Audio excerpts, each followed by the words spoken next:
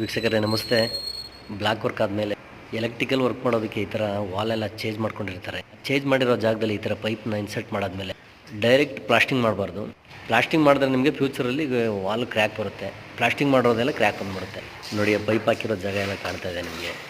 ಮೊದಲು ಏನು ಮಾಡಿ ಅಂದರೆ ಆ ಜಾಗದಲ್ಲಿ 1:4 ರೇಷಿಯೋದಲ್ಲಿ ಸಿಮೆಂಟ್ ಮೋಟ್ರನ್ನ ರೆಡಿ ಮಾಡಿಕೊಂಡು ಈ ಥರ ಎಲ್ಲ ಗ್ಯಾಪ್ ಅಪ್ಲೈ ಮಾಡಬೇಕು. ಮೊದಲು ನೋಡಿ, ಅಲ್ಲಿ ಎಲ್ಲದಕ್ಕೂ ಅಪ್ಲೈ ಮಾಡಿದ್ದಾರೆ.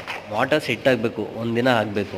ನೋಡಿ, ಇಲ್ಲಿ ಮಾಡ್ತಾ ಇದ್ದಾನಲ್ಲ, ಈ ಥರ ಸಿಮೆಂಟ್ ಪೇಸ್ಟ್ನ ರೆಡಿ ಮಾಡಿಕೊಂಡು ಮೆಸ್ ಸಿಗುತ್ತೆ ನಿಮಗೆ. ಈ ಥರ ಮೆಸ್ ನಿಮಗೆ 4 ಇಂಚ್ ಸಿಗುತ್ತೆ, 6 ಇಂಚ್ ಸಿಗುತ್ತೆ ಮಾರ್ಕೆಟಲ್ಲಿ.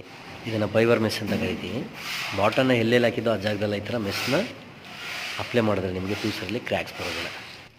ಆ ಮೆಸ್ನ ಸ್ಟ್ರೆಚ್ ಮಾಡಿ ಇಟ್ಕೊಂಡು ಟೈಟಾಗಿ ಆಮೇಲೆ ಕೆನನ ಮೆತ್ತಬೇಕು ಈ ಥರ. ನೆಕ್ಸ್ಟ್ ಪ್ಲಾಸ್ಟಿಂಗ್ ಮಾಡಿದ್ರೆ ನಿಮಗೆ ಕ್ರ್ಯಾಕ್ ಏನು ಬರೋದಿಲ್ಲ ವೀಕ್ಷಕರೇ. ಪ್ಲಾಸ್ಟಿಂಗ್ ಮಾಡೋ ಟೈಮಲ್ಲಿ ಮರಿಬೇಡಿ, ಈ ಥರ ಹಾಕಿಸಿ